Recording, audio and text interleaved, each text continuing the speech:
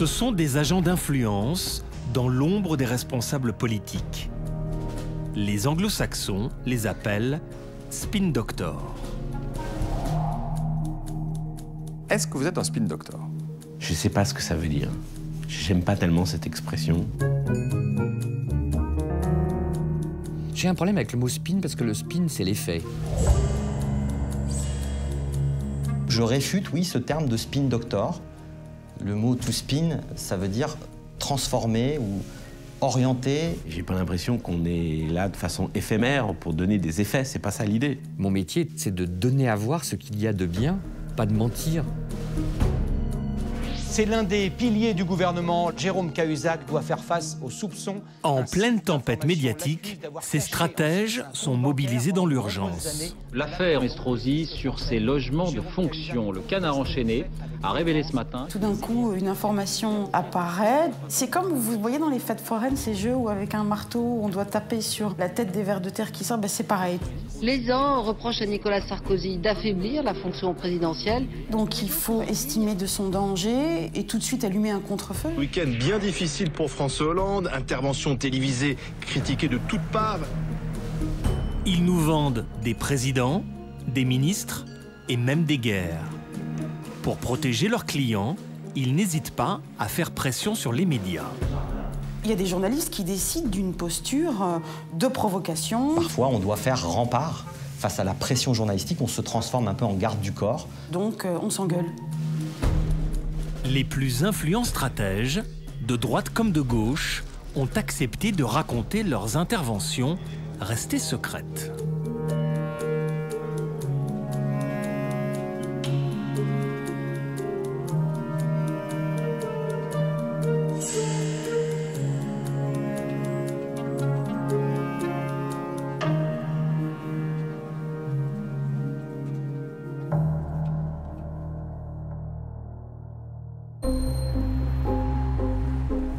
À quelques années d'intervalle, deux grands ministres vont se retrouver sur la sellette pour une même crise. La presse les épingle sur leur train de vie, déclenchant un scandale dans l'opinion. Celui qui n'a pas suivi de stratégie de communication l'a payé cher. Au-delà de 6 mois est une duperie. Printemps 2010, Christian Estrosi, le ministre de l'Industrie, est dans la tourmente. 2 appartements de fonction pour un seul ministre. Cette fois, c'est Christian Estrosi qui est épinglé par le Canard enchaîné. Un pavé dans la mare. Le Canard enchaîné affirme dans ses colonnes aujourd'hui que le ministre Christian Estrosi logerait sa fille dans l'un de ses 2 logements de fonction à Paris. Au ministère, c'est la panique. Christian Estrosi fait appel à un communicant. Jean-Luc Manot a longtemps été journaliste. Il débute à l'Humanité, puis rejoint TF1. Il dirigera plusieurs rédactions. Il passe ensuite de l'autre côté pour conseiller des responsables politiques et des chefs d'entreprise. Dans une crise, si vous commencez à être en retard le premier jour, en règle générale, vous n'allez pas être performant sur l'ensemble de la crise. Le début est décisif. Donc, cette idée de considérer que ça va passer, que ça va s'arranger tout seul, non, quand il y a des situations de crise, il faut y faire face dans l'urgence. À Bercy, il y a donc urgence. Tous les conseillers ont en tête l'affaire Guémard. 5 ans plus tôt, le même Canard enchaîné révélait que le ministre de l'économie, son épouse et leurs 8 enfants étaient logés dans un duplex de 600 mètres carrés. Loyer 14 400 € par mois, aux frais du contribuable. Je ne savais pas le prix de cet appartement quand je suis rentré dedans. Hervé Guémard est maladroit. Il déclare qu'il vit humblement.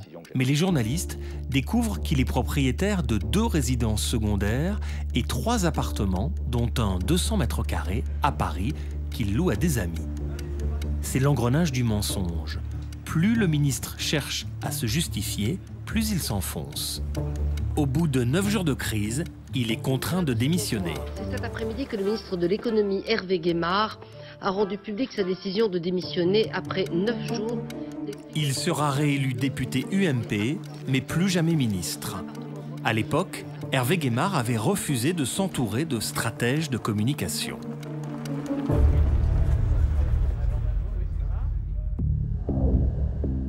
Retour en 2010. Christian Estrosi occupe bien 2 appartements, l'un dans le centre de Paris avec sa fille, l'autre, plus petit, à son ministère. Jean-Luc Manot, son communicant, demande immédiatement à les visiter. On va voir les deux. Et c'est vrai que je regarde l'endroit et je me dis, par rapport à beaucoup de ministres que j'ai connus, de gauche comme de droite, on ne peut pas dire que celui-là abuse sur les mètres carrés, sur le luxe de l'endroit, etc. Mais je me dis aussi, pour l'opinion, avoir ne serait-ce que 40 mètres carrés rue de Lille, pour beaucoup de gens, c'est un luxe. On se dit, il y a un truc qu'on ne fait pas habituellement, mais qu'on pourrait faire, c'est de l'ouvrir, de le montrer, et de dire, voilà l'objet du délit.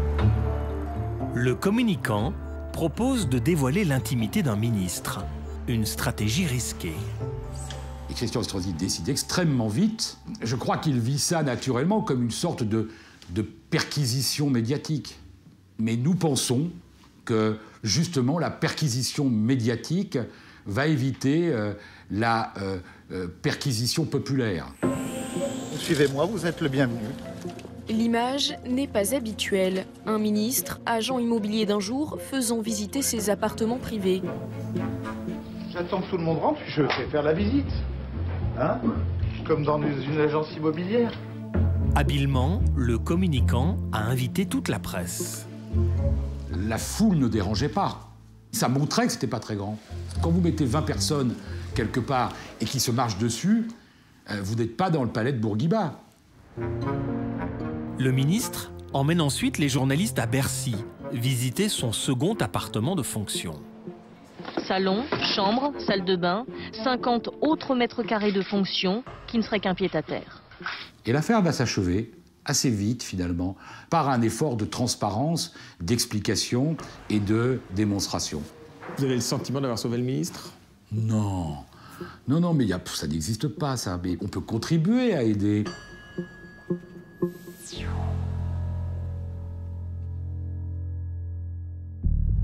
À 10h précises, le président élu se présentait faubourg. Tant de postures, d'attitudes, de méthodes les opposent. Nicolas Sarkozy, le spin doctor de la République.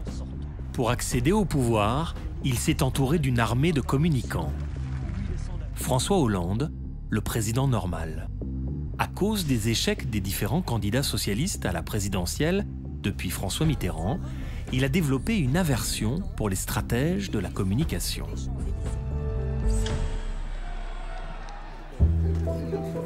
Dans l'ombre de Nicolas Sarkozy, un homme est depuis 15 ans son plus proche et fidèle collaborateur. Dès 1997, Nicolas Sarkozy repère Franck Louvrier au service de presse du RPR. Il l'embauche à la mairie de Neuilly. Franck Louvrier suivra son mentor au ministère de l'Intérieur, puis à l'Élysée. Il est aujourd'hui passé dans le privé, chez Publicis, pour conseiller des multinationales. Il reste très proche de l'ancien président. Je partais toujours d'un principe qui est un principe assez simple, c'est préparation difficile, guerre facile. Et d'une certaine façon, c'est une guerre permanente. Ça commence très tôt, ça se termine très tard. C'est une cinquantaine de personnes, avec un budget autour de 6 millions d'euros, répartis dans 3 services. Un service de presse, un service Internet, et puis un service audiovisuel. C'est en gros la mise en décor de l'intervention du chef de l'État, qu'il soit dans la pleine forêt amazonienne ou à l'Élysée ou dans une province de France. Mardi, le président s'est rendu en Ardèche. Pour mettre en scène le produit Nicolas Sarkozy, tout passe par Franck Louvrier à l'Élysée. Il est en contact permanent avec les journalistes. Et souvent, il réussit à orienter tous les médias, le même jour, sur les mêmes histoires. Démonstration.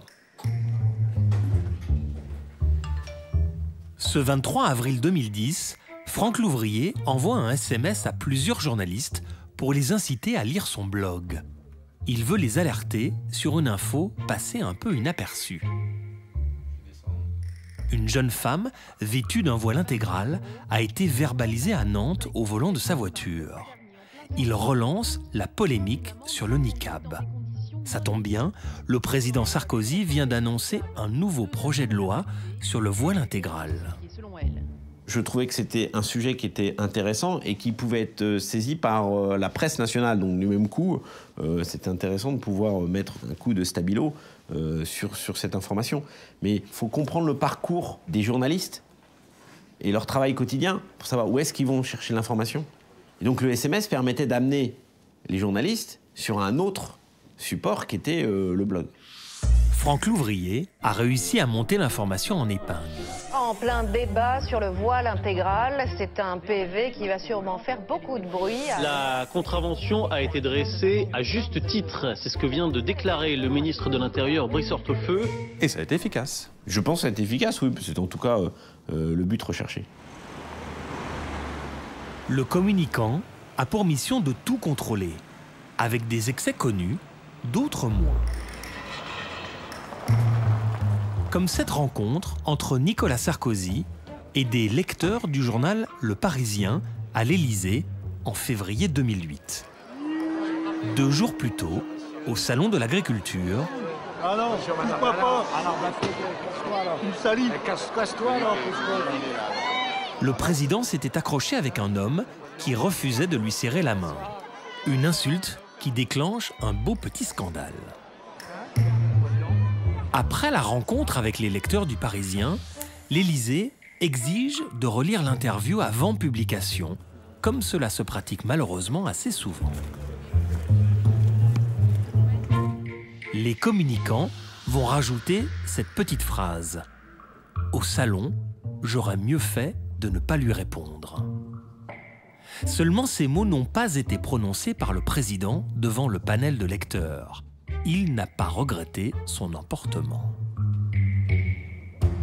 Il semblerait, en tout cas ce que nous confirme le Parisien, que vous rajoutiez une petite phrase que Nicolas Sarkozy n'avait pas prononcée devant les lecteurs. C'est une petite phrase qui était importante parce que c'était une demande aussi de la rédaction qui puisse s'exprimer là-dessus.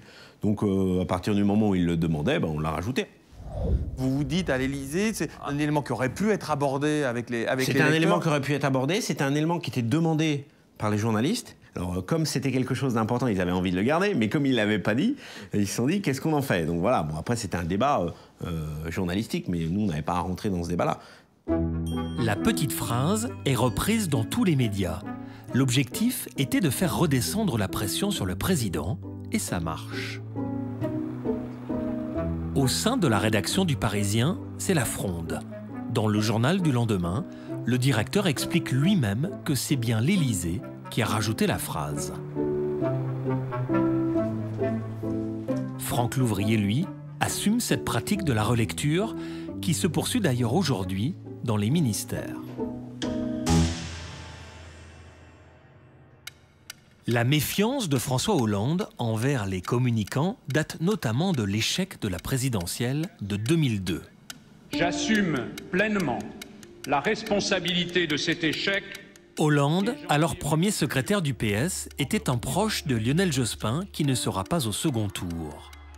La communication de la campagne était supervisée par Euro-RSCG du groupe Havas, avec les traits médiatiques Jacques Séguéla et Stéphane Fuchs. François Hollande les tient en partie responsables de la défaite. Pourtant, 10 ans plus tard, dans la plus grande discrétion, plusieurs stratèges de la communication vont avoir un rôle majeur dans sa victoire. François Hollande choisit l'agence de publicité rivale TBWA. Nicolas Bordas se présente comme un gourou de la pub. Il dirige le développement international du 3e groupe français de communication. C'est avec l'une des agences du groupe qu'il a travaillé pour la campagne de François Hollande. On a voulu montrer qu'une approche professionnelle pouvait amener une différence. Je ne dis pas du tout que c'est grâce à nous que François Hollande a gagné, mais je suis sûr que ce serait de notre faute s'il avait perdu. Ce n'est pas une décision simple à prendre de notre côté, parce que si on va dans le mur, c'est sur mon front, ou sur le front de mes plus proches collaborateurs, qu'il est écrit « l'homme qui a fait perdre Hollande et la gauche pendant 5 ans ». L'équipe de publicitaires a créé les logos, les affiches et surtout le slogan « Le changement, c'est maintenant », même si c'est le candidat Hollande qui a fait le choix final. Il ne sera donc pas élu. Ils vont aussi travailler la scénographie des meetings. Cet adversaire, c'est le monde de la finance. Mais les publicitaires n'apparaîtront jamais dans les médias, même après la victoire.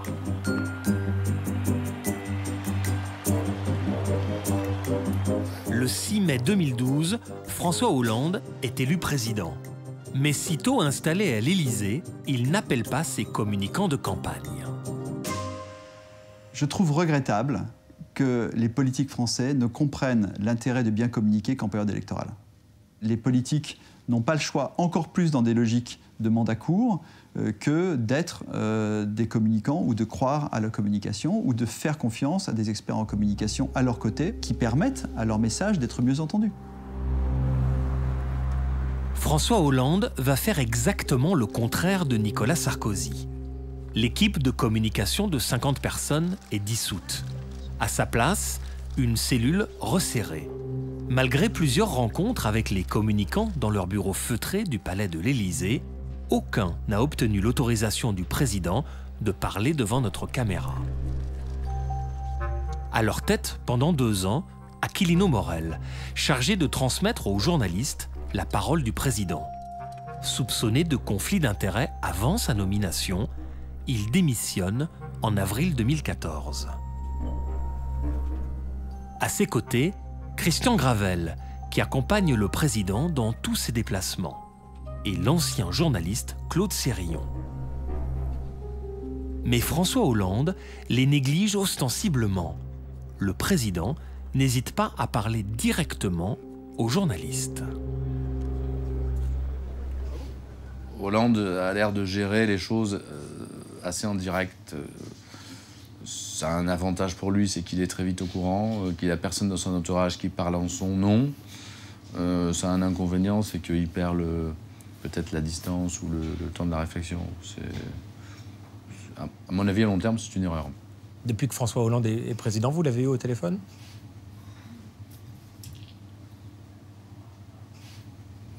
Non, mais ça, c'est... Oui, non ? C'est les sources, je dirais pas... Enfin, non. Et quel est le rôle d'Aquilino Morel ?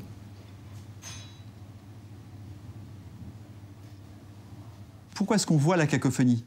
C'est parce qu'on ne voit pas assez la communication principale. Donc c'est l'absence de communication principale qui génère d'une certaine manière de la cacophonie.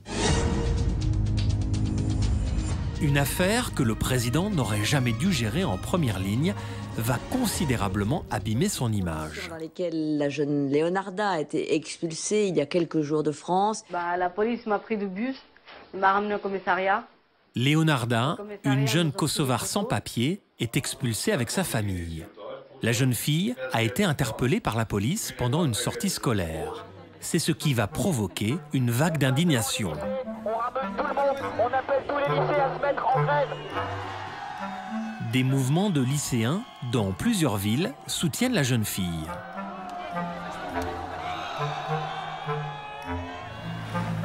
Samedi 19 octobre, à l'Élysée.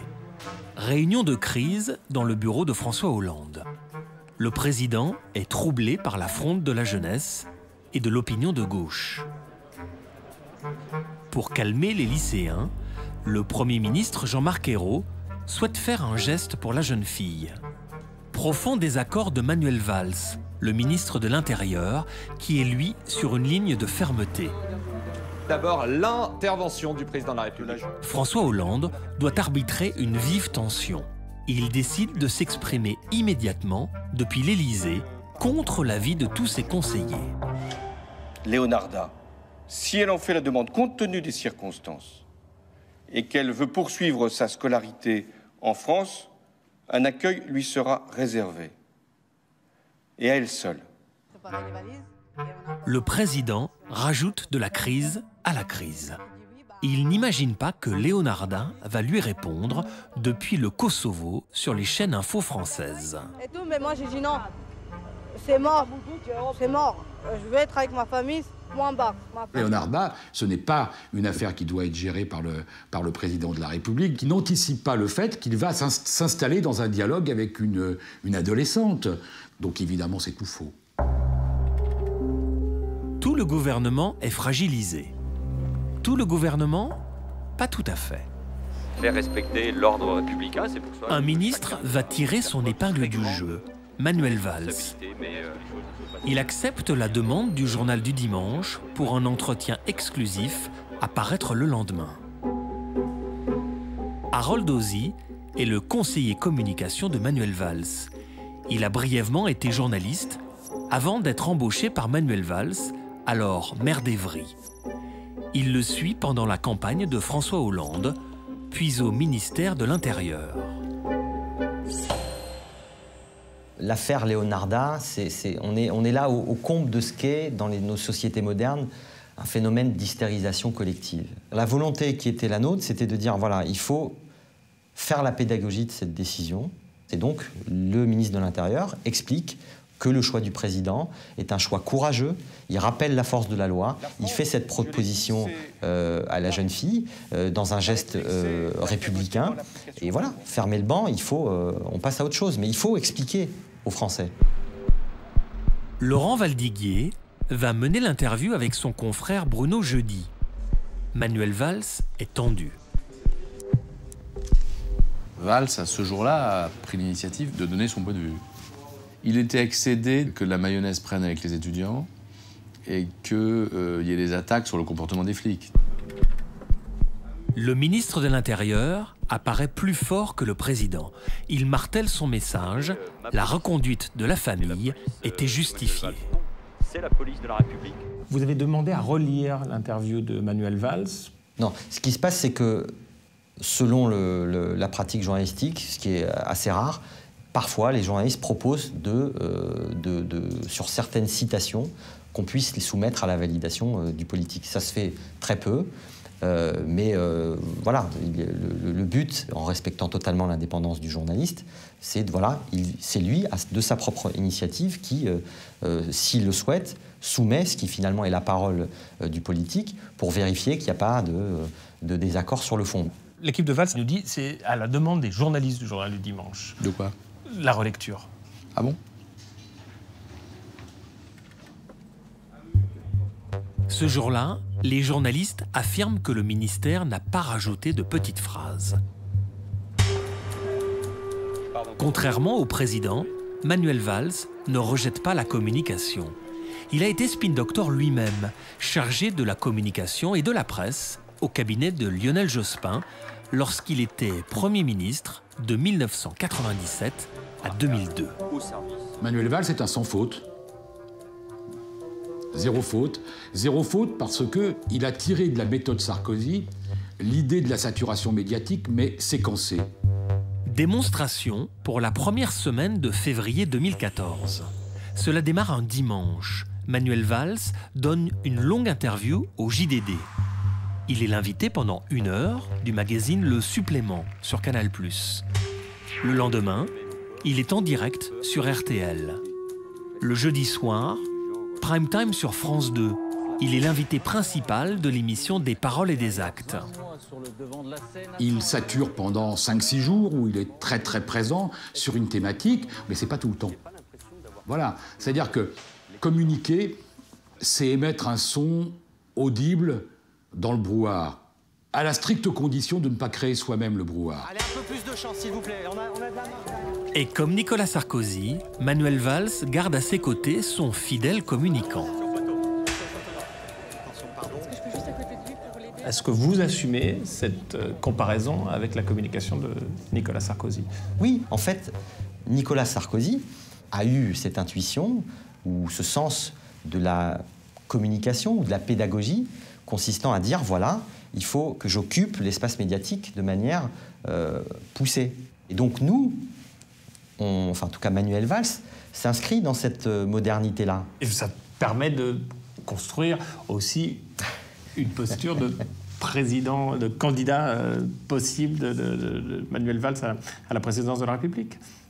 Ça permet d'installer une relation de confiance sur le long terme. Le 31 mars 2014, Manuel Valls a quitté son poste de ministre de l'Intérieur pour devenir Premier ministre.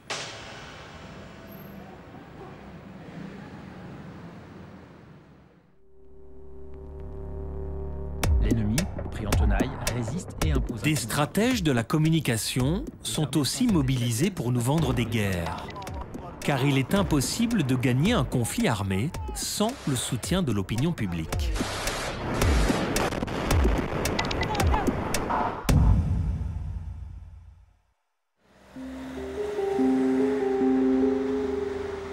C'est un discret hôtel particulier près de l'Assemblée nationale, l'hôtel de Brienne, le siège du ministère de la Défense.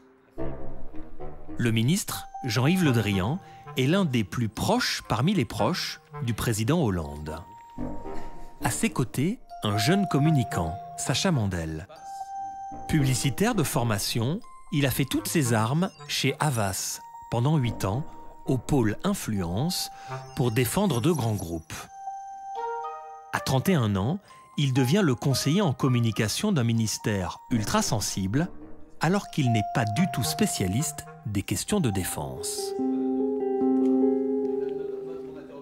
Je découvre donc ce personnage, Sacha Mandel, qui est le tout frais, tout jeune conseiller du ministre pour la communication. Je suis assez surpris à la fois par la jeunesse de Sacha Mandel et en même temps par un appétit de connaissances à la fois sur son propre sujet, c'est-à-dire les questions de défense, et en même temps sur, évidemment, la presse et les médias, et notamment la spécificité de chacun des médias qu'il aura à traiter dans ses fonctions. Sacha Mandel ne souhaite pas s'exprimer devant notre caméra. Mais il a accepté de nous rencontrer dans son bureau encombré de cartes d'Afrique et du Moyen-Orient pour nous raconter comment il a vendu plusieurs conflits à l'opinion. Sans doute la contre-attaque lancée ce matin. Par exemple, en janvier 2013, lorsque la France entre en guerre surprise au Mali pour stopper l'avancée de groupes djihadistes. Situé à moins de 650 km de Mopti. Le communicant nous confie qu'il craint que l'opération militaire ne soit pas comprise par l'opinion. D'autant que sur Internet, des vidéos de propagande des djihadistes montrent des soldats pour le moins sous-équipés. Sacha Mandel détient des photos du renseignement militaire qui montrent un ennemi islamiste bien plus menaçant. Il va habilement faire fuiter ces photos dans la presse. Il choisit Le Parisien pour une communication populaire, dit-il. Le quotidien titre sur l'inquiétant arsenal de guerre des djihadistes. Mission accomplie. Quelques mois plus tard, Sacha Mandel va préparer l'opinion à un autre conflit. Fin août 2013, alors que la guerre civile s'éternise en Syrie, le régime de Bachar el-Assad utilise du gaz sarin lors d'une attaque sur des civils.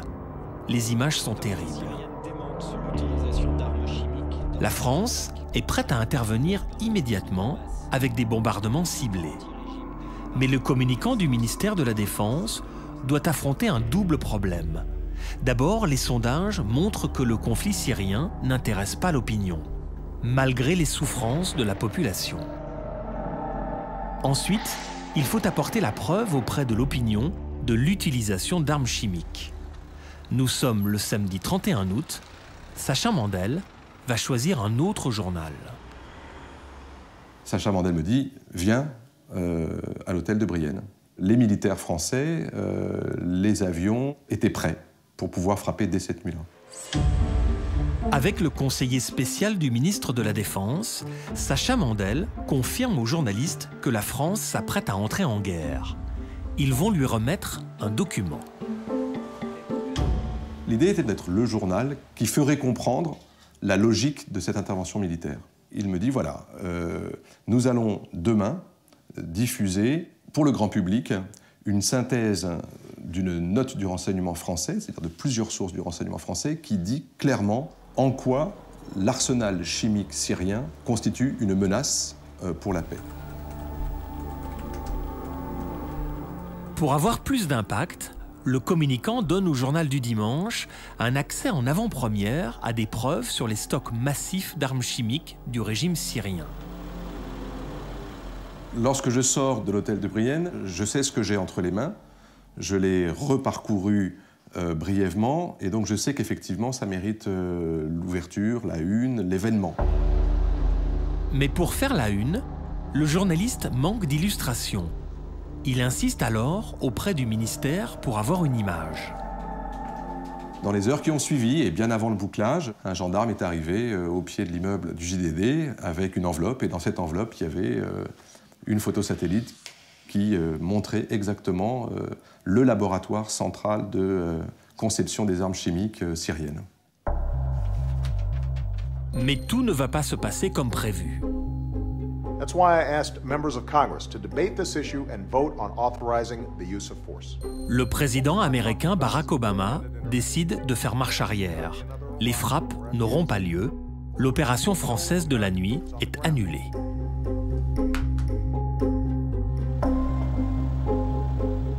Le journal du dimanche a-t-il été utilisé pour une stratégie de communication du ministère de la Défense ?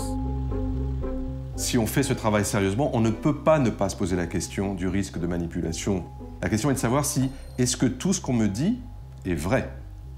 Là, on était dans un travail d'explication du gouvernement sur sa propre logique et sur ses motivations d'intervenir. Je pense que là, on faisait un travail effectivement d'information du grand public, voilà, un travail citoyen. Sans état d'âme, Sacha Mandel, lui, est déjà passé à un autre dossier. Une nouvelle intervention française en Centrafrique a expliqué à l'opinion.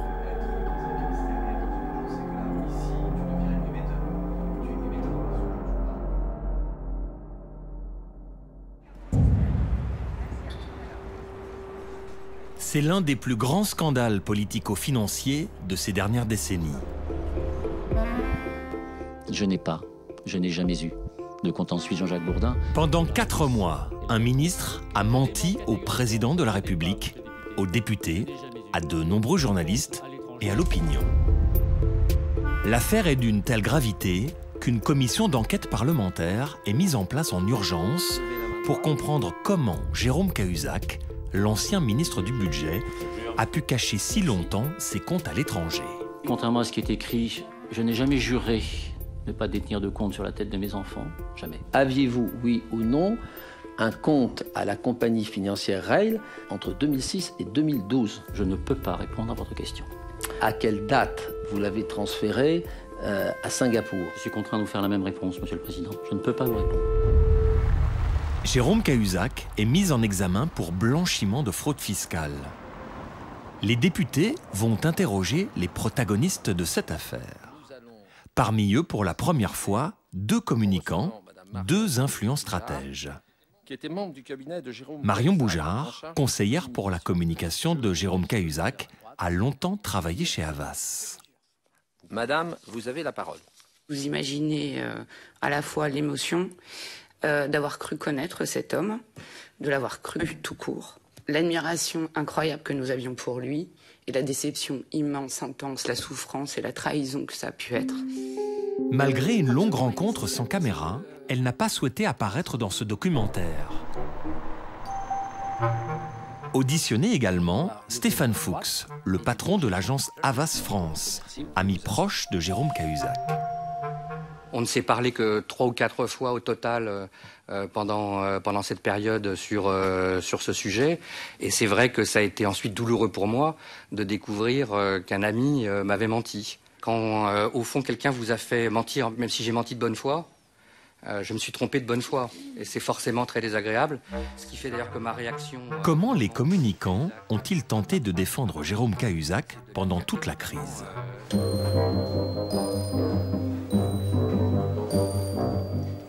L'affaire Cahuzac démarre dans la rédaction du site Mediapart l'hiver 2012. Le 3 décembre, dans l'après-midi, je décide d'envoyer une liste de questions, je crois qu'il y en avait 4 ou 5, très précises, très factuelles, à Jérôme Cahuzac sur ses comptes offshore dont on allait révéler l'existence après 4 mois d'enquête.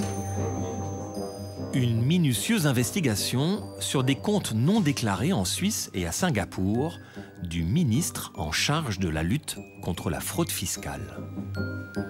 C'est Marion Boujard qui reçoit le mail en premier.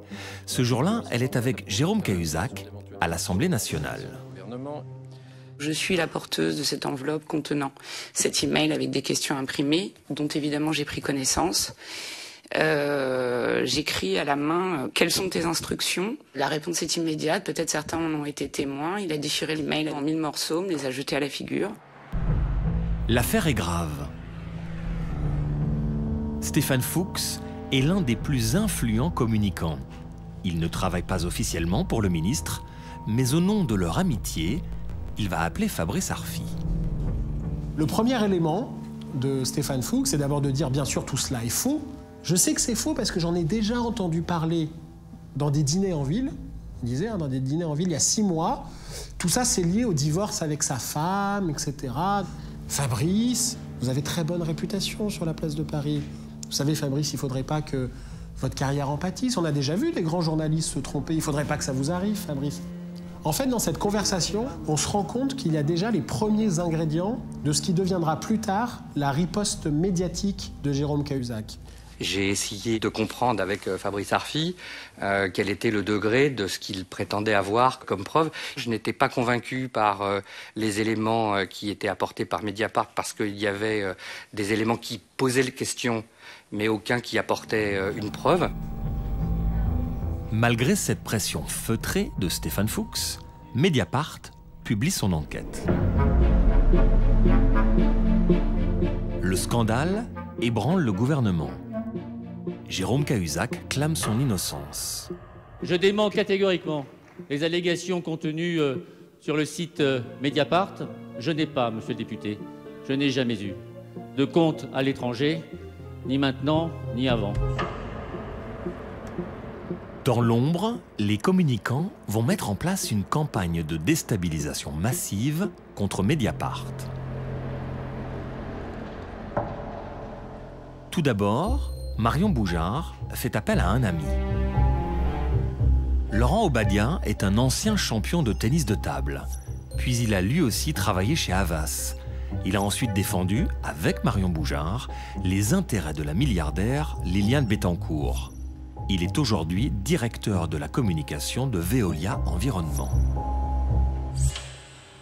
Marion était dans la difficulté, elle était convaincue que Jérôme Cahuzac était parfaitement honnête et je l'ai aidé, mais je n'avais pas mission pour ce faire. Marion Boujard a besoin de son aide pour approcher un hebdomadaire bien particulier. Marion me dit, écoute, est-ce que tu peux m'aider parce que je sens qu'au Canard enchaîné, j'ai du mal à faire valoir mes positions et je lui facilite l'accès et ça m'a même finalement plutôt gêné car quand on voit les premiers articles du Canard enchaîné, forcément ils défendent plutôt Cahuzac. Le Canard enchaîné résume l'affaire à un vaudeville sur fond du divorce de Jérôme Cahuzac qui se passe mal. L'article critique aussi les sources de Mediapart et demande vivement les preuves. Sincèrement, je m'en veux plutôt. Enfin, vous voyez, j'ai voulu rendre service à Marion, mais ça m'a gêné énormément. Si c'était à refaire, je ne sais pas si je le referais de la même manière, honnêtement. La rédaction en chef du Canard enchaîné dément avoir été influencée par Laurent Obadia. À l'époque, les journalistes jugeaient que l'enquête de Mediapart n'était pas assez solide. L'article du Canard enchaîné est un moment terrible. C'est un journal qui, avec sa notoriété, sa force de frappe, son influence, va installer l'un des éléments de la communication de Jérôme Cahuzac et de ses affidés pendant des mois.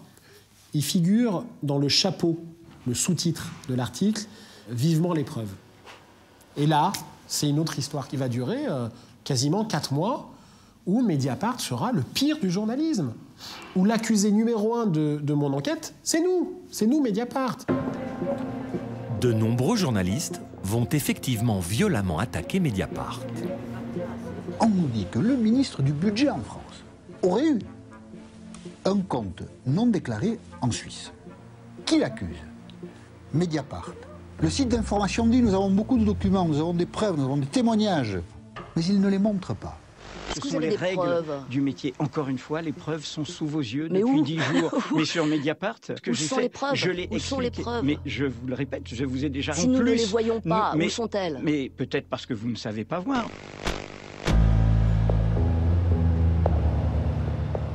La technique de communication est classique.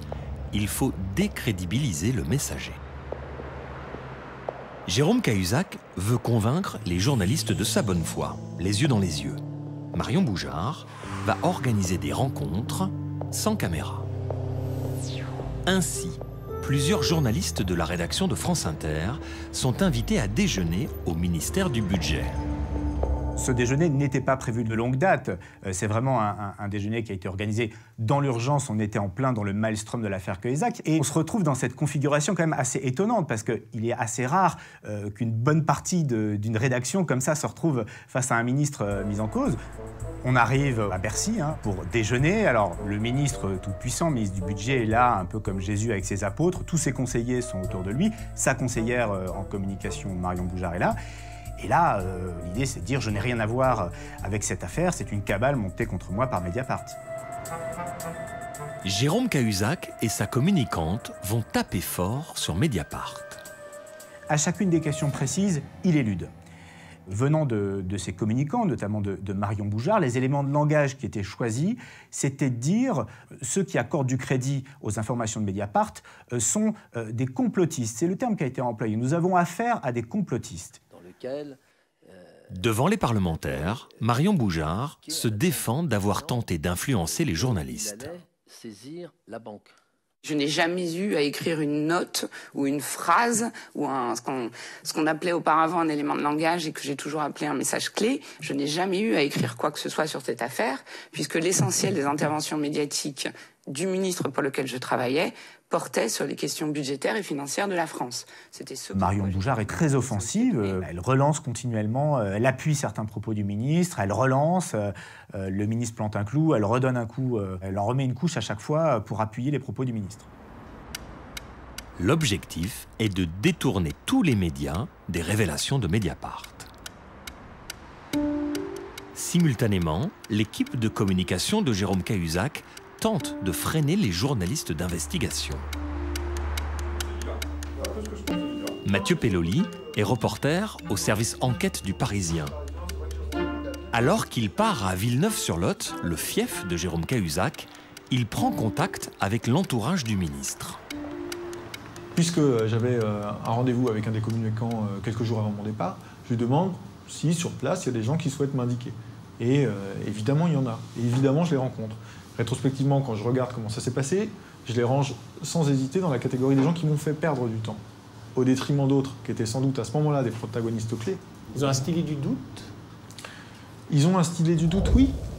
Rétrospectivement, je regrette de ne pas avoir assez écouté mon instinct, en quelque sorte, et d'avoir trop pris en compte, pour le coup, un discours très construit, d'invitation à la prudence, des communicants. C'est quelque chose qui m'a construit cette affaire. Et il y a depuis des choses que je fais différemment, dans le rapport avec les communicants. Jérôme Cahuzac aurait pu gagner la partie. C'était sans compter sur l'enquête menée par la justice. Une information judiciaire contre X pour blanchiment et fraude fiscale. Cerné de toutes parts, Jérôme Cahuzac décide de se rendre chez le juge. Les aveux de Jérôme Cahuzac ont sonné comme un coup de tonnerre en France. Il vient d'avouer au juge l'existence de son compte caché. Il admet devant les juges Leloir et Van Ruymbeck ce qu'il avait jusqu'à présent toujours nié. Le choc est terrible dans l'opinion. Marion Boujard quitte le ministère. Elle ne conseillera plus Jérôme Cahuzac.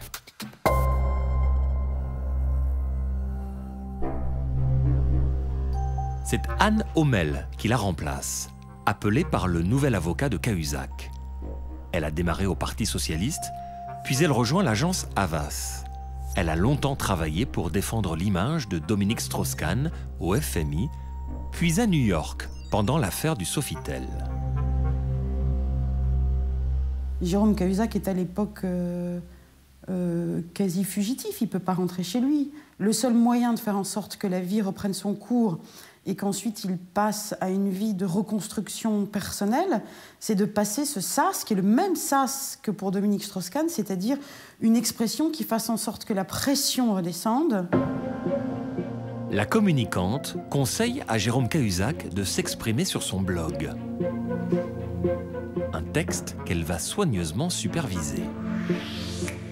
Je leur ai confirmé l'existence de ce compte, soit environ 600 000 €. Jérôme Cahuzac, t'as plus même... Ah non, mais il n'est pas en état, il n'est pas en état du tout de taper quoi que ce soit sur qui que ce soit. Donc, non, on le fait à sa place. J'ai été pris dans une spirale du mensonge et m'y suis fourvoyé. Je suis dévasté par le remords. On a travaillé tous ensemble à ce que l'expression soit convenable et complète. Et ensuite, moi, mon travail est d'orienter la presse vers cette expression. Pourquoi sur son propre blog plutôt qu'une interview dans un quotidien, à l'AFP? Mais pour maîtriser le propos. Quand on écrit sur un blog, il n'y a pas de question. On dit ce qu'on veut et point. C'est quand même tout l'intérêt. Si vous mettez un journaliste en face de vous, il va quand même faire son métier, c'est la moindre des choses. Et nous, on n'a pas envie de ça, là. Avec des mots qui m'ont profondément... Comme avec Dominique Strauss-Kahn, Anne Haumel va préparer la confession télévisuelle de Jérôme Cahuzac. Faire un 20h en direct serait trop risqué. Anne Haumel choisit BFM TV. Jérôme Cahuzac, bonjour. Bonjour Jean-François Aquillier, merci de m'accueillir. Alors je voudrais revenir à présent sur, vous savez, la mécanique de ce mensonge. Ce compte en Suisse, ce cadavre dans le placard, vous l'avez gardé combien de temps? Plus de 20 ans, c'est ça? J'ai commis une folle bêtise, une folle erreur il y a près de 20 ans. Ne me demandez pas pourquoi on commet une folle bêtise. Vous n'aviez pas demandé de contrôle particulier? Aucun. Vous avez beaucoup répété avec lui avant? Non, parce que c'était tellement évident, les questions qui allaient être posées. Quand François Hollande vous nomme ministre délégué au budget, vous dites quoi? Je vais m'occuper du budget, je vais m'occuper de la fraude fiscale. J'avais une part d'ombre, et cette part d'ombre est aujourd'hui en pleine lumière. Qui n'a pas une part d'ombre? On a travaillé au sens où il avait besoin de l'avoir en bouche, en toute complicité, mais je ne lui ai pas mis en tête. Il a l'habitude de l'outil médiatique, donc il n'avait pas besoin de média training. Hein. Ni Cahuzac ni Strauss-Kahn n'avaient besoin de média training. Hein. Vraiment pas. Hein. Ils avaient besoin d'être préparés à l'exercice, qui était compliqué. Mais pas d'éléments de langage. Enfin, ce sont quand même deux grosses machines médiatiques qui ont l'habitude de tout ça. Cette contradiction interne que je porte en moi, en vérité, je ne la supporte plus. Ça s'est bien passé, on l'a fait. Cahuzac peut rentrer chez lui. Et sa seconde vie va commencer. Le reste. Est-ce que vous avez été payé pour cette mission? Mais ça me regarde, ça. Jérôme Cahuzac s'est retiré de la vie politique. Il est mis en examen pour blanchiment de fraude fiscale. Il risque une lourde amende.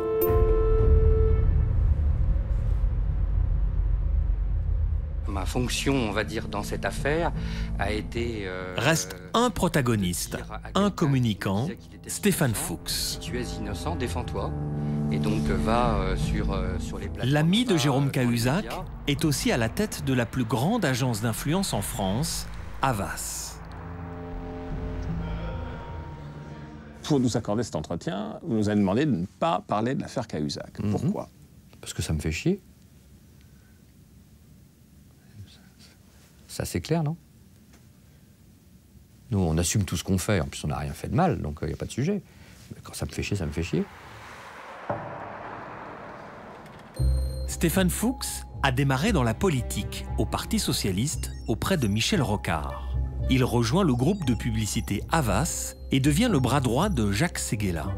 Il est l'ami et conseiller de Dominique Strauss-Kahn, Jérôme Cahuzac et Manuel Valls. Il a surtout formé des dizaines d'agents d'influence. Ceux qui ont quitté Havas sont aujourd'hui directeurs de la communication dans de grandes entreprises, mais aussi dans des cabinets ministériels, passant avec la plus grande aisance du privé au public. Aujourd'hui, combien de communicants passés par Havas se retrouvent dans les ministères? Aucune idée. On sait ce que c'est que la facilité chez les journalistes pour considérer que, oh là là, c'est affreux. Voilà. Arrêtez vos conneries quand vous poussez à un monde imbécile dans lequel on ferait qu'il y ait d'un côté une sorte de bureaucratie administrative qui travaillerait en chambre et de l'autre des entreprises privées qui se tiendraient à... C'est à la fois ridicule et dangereux. Grâce à ses puissants réseaux politiques, de droite comme de gauche, Havas réussit souvent à influencer des lois pour le compte de ses clients, les grandes entreprises. Comme en 2011, lorsqu'Havas force le gouvernement à ne pas interdire les avertisseurs de radar. Un lobbying financé par les fabricants des avertisseurs. Dans votre équipe, des communicants qui vont dans des ministères, qui reviennent chez vous, donc cet aller-retour entre le privé et le public, est-ce que c'est pas un danger de conflit d'intérêts pour vous ici? En tout cas, nous, on n'a plus de danger de conflit d'intérêts puisqu'on a décidé de ne plus prendre aucun contrat de conseil avec les ministres. Donc au moins, le problème a été réglé, nettoyé. Et pourquoi cette décision a été prise? Parce que c'était 1% du business et 99% des emmerdes et qu'il faut savoir dire stop. Aujourd'hui, toutes les grandes entreprises font appel à des stratèges de la communication. Havas, par exemple, protège l'image de dizaines de grands groupes. Un puissant rempart face aux questions gênantes des journalistes. McDonald's refuse toujours de nous répondre. Est-ce que cette communication ultra contrôlée n'est pas un danger pour la démocratie? Non, pardon, c'est-à-dire que quand vous êtes sur des magazines d'investigation où l'objectif c'est d'aller lyncher une entreprise, qu'il y ait des gens qui soient là pour la protéger, c'est normal, c'est l'expression naturelle d'un rapport des forces. Faut pas croire que la démocratie, c'est la soumission aux médias. Pour qu'il y ait un exercice sain du débat médiatique, que ce soit avec les entreprises ou avec les hommes politiques, il faut qu'il y ait de l'autre côté de la barrière des gens qui ne sont pas des journalistes, qui tiennent compte de la manière dont la société médiatique fonctionne, mais qui aussi l'équilibre ou tente de l'équilibrer en créant un rapport de force qui n'est pas la soumission absolue aux médias.